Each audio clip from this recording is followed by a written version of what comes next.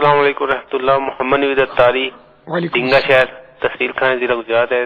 تو میرا سوال یہ ہے باپا جان سے کہ آپ کا یہ میلاد النبی صلی اللہ علیہ وسلم منانے کا طریقہ کار کیا ہے, یعنی آپ اپنا انداز بتا دیں اور ہمیں بھی سکھا دیں کہ کس طرح ہمیں عید میلاد النبی صلی اللہ تعالی علیہ وسلم منانی چاہیے, اور میرے لیے دعوت اسلامی کے ماحول میں استقامت اور ایمان پر خاتمے کی دعا بھی فرما دیجیے میرے کاروانوں کے لیے بھی. والسلام. وعلیکم السلام. السلام علیکم ورحمۃ اللہ وبرکاتہ. وعلیکم السلام ورحمۃ اللہ. میں محمد مستنصر آزاد ضلع بہاڑی سے بات کر رہا ہوں. میرا سوال یہ ہے کہ 12 ربیع الاول کے دن کون سا خاص عمل ہمیں کرنا چاہیے جو کہ حضور صلی اللہ تعالی علیہ وآلہ وسلم کو بہت زیادہ خوشی محسوس کرائے. السلام علیکم ورحمۃ اللہ وبرکاتہ. ورحمۃ اللہ وبرکاتہ. دونوں کے سوالات کا خلاصہ یہ ہے کہ آپ جشن ولادت کیسے مناتے ہیں, کیسا انداز ہے اور کیا کرنا چاہیے, اس طرح کا سوالات ہے. تو ہم کس طرح مناتے ہیں, کیا انداز ہونا چاہیے, یا ہمارا کیا انداز ہے, یہ تو مدنی چینل پر دکھ رہا ہے کہ ہمارا کیا انداز ہے. تو یہ ہمیشہ یاد رکھیں کہ ہر دور میں وہ خوشیاں منانے کا الگ الگ طریقہ رہا ہے, طور طریقے بدلتے رہتے ہیں. تو ہر وہ طریقہ کہ جو شریعت سے نہ ٹکرائے وہ جائز ہوتا ہے. اور حدیثوں میں یہ مضامین موجود ہے کہ ہر وہ عمل جو مسلمان جس کو اچھا سمجھے اور وہ شریعت کے خلاف نہیں ہے, شریعت کی ممانعت نہیں ہے اس میں, تو وہ اللہ کے نزدیک بھی اچھا ہے.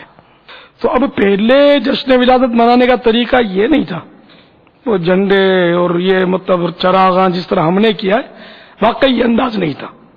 پہلے کچھ اور انداز ہوتا تھا اور اب کچھ اور انداز ہے.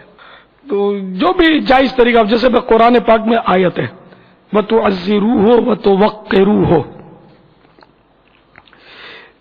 نبی کی تعظیم و توقیر کرو. اس کے تحت علماء فرماتے ہیں, مفسرین فرماتے ہیں کہ جو بھی نبی کی تعظیم کے لیے نیا طریقہ جاری کیا جائے اور وہ شریعت کے خلاف نہ ہو تو وہ اچھا اور اس آیت کے تحت داخل ہے.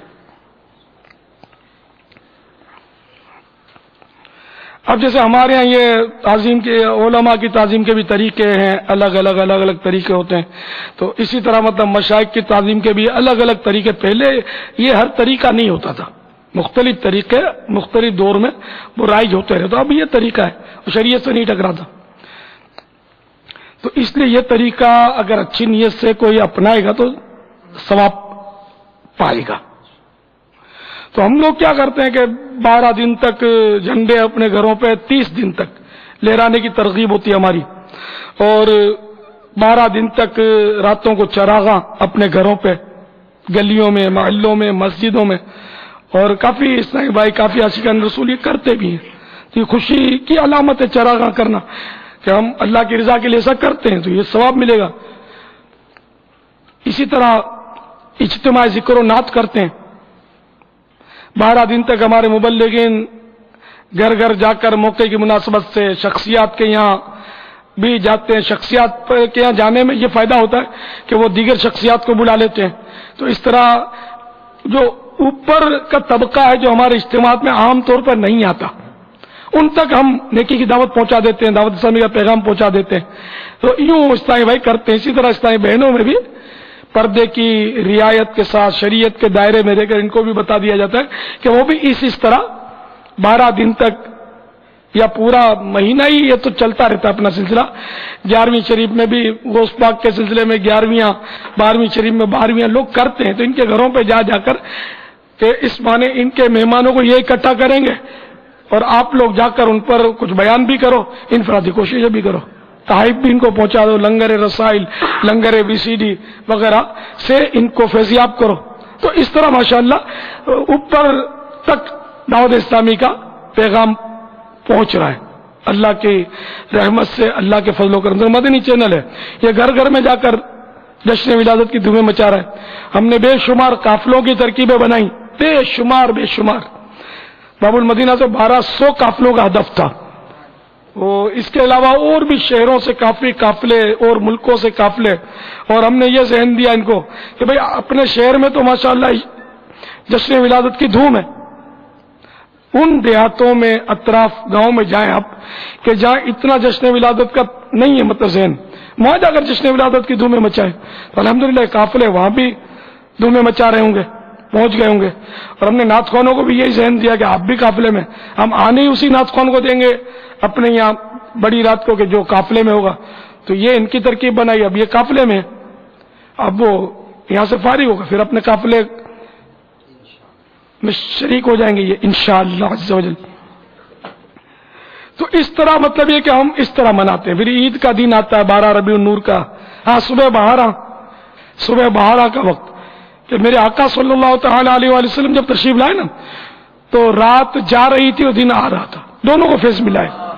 یہ میرے آقا کی ولادت کا دونوں کو، رات کو بھی فیض ملا، دن کو بھی فیض ملا ہے۔ اب امام حسن مولانا حسن رضا خان علیہ رحمت اللہ منان کے شعر پر نہیں غور کرتے، صبح شب ولادت، صبح کا بھی ذکر ہے، شب کا بھی ذکر ہے۔ تو یہ قلم کے دھنی تھے، ہاں یہ ان کے بس یہ تھے۔ ہمیں ان بزرگوں کی غلامی پر ناز ہے الحمدللہ۔ تو رات آ رہی تھی، دن آ رہا تھا، رات جا رہی تھی، ان دونوں کے بیچ میں میرے آقا صلی اللہ علیہ وسلم کی ولادت اس طرح ہوئی ہے کہ رات بھی مشرف ہے، دن بھی مشرف ہے۔ تو الحمدللہ ہم صبح بہارا کا استقبال بڑے تجھ کو احتشام سے کرتے ہیں، سبزی پرچم اٹھا کر کھڑے اور نعتوں اور سلاموں کے گلدستے لٹاتے ہوئے ماشاءاللہ۔ یہ ایک منظر ایسا ہوتا ہے کہ وہ نشہ سا چڑھا ہوتا ہے گویا کہ بس وہ سب مست ہوتے اور نور کی بارشیں گویا ہو رہی ہیں، رحمتوں کے دروازے کھلے ہوئے ہیں، چڑھ مطلب ہے کہ مغفرت کے گویا پروانے تقسیم ہو رہے ہیں محبوب کی ولادت کی خوشی میں۔ اور یوں ہم تصور میں بی بی آمنہ کے گھر چلے جاتے ہیں کہ جب کسی کے گھر ولادت ہوتی ہے تو خوشی ہوتی ہے نا، تو خیرات بٹتی ہے، تو ہم بھی لائن میں لگ جاتے ہیں کہ ہم کو بھی مطلب نا جشن ولادت کا صدقہ ملے گا الحمدللہ۔ تو یوں الحمدللہ یہ ہماری ترکیب ہوتی ہے۔ اور پھر صبح بہارا ہو جاتی ہے، پھر فجر کی اذان، پھر وقت مناسب پر پھر فجر کی نماز، روزہ رکھتے ہیں، سحری سنت ہے ہی روزہ رکھنے کے لیے، یہ سحری کا اہتمام ہوتا ہے، لیکن یہ لنگر میلاد ہے، اگر کوئی روزہ نہیں رکھ سکتا تو اس کے لیے بھی جائز ہے کھانا۔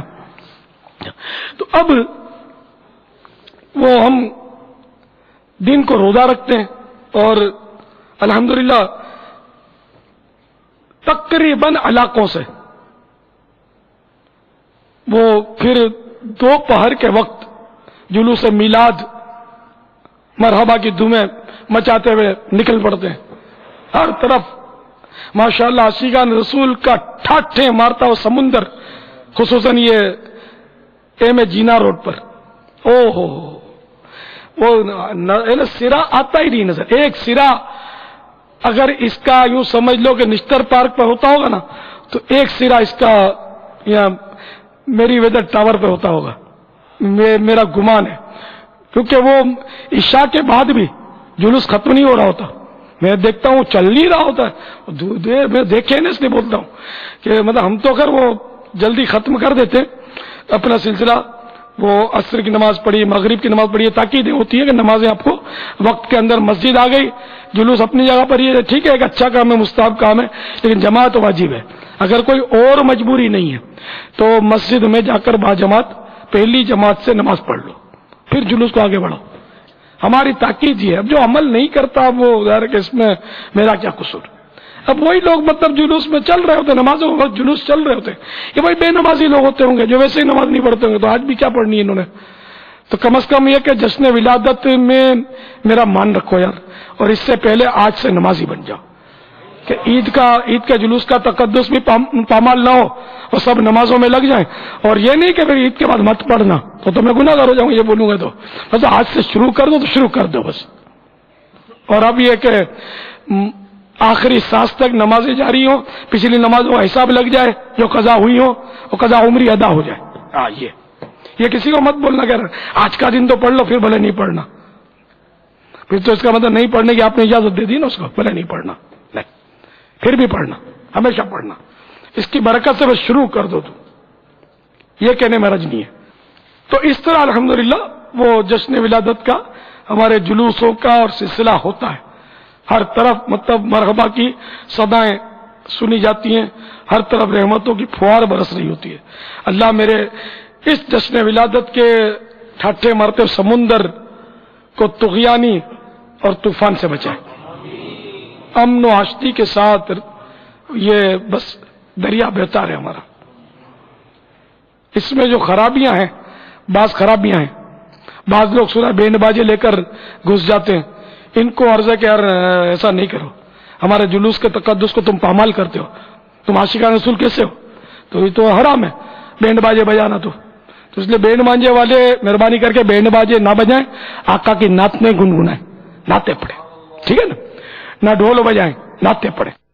اور بعض نادان عورتیں، اسلامی بہن کیا کہوں ان کو، نادان عورتیں بھی وہ جلوس میں آ جاتی ہیں، ان کو تو بالکل اجازت نہیں ہے.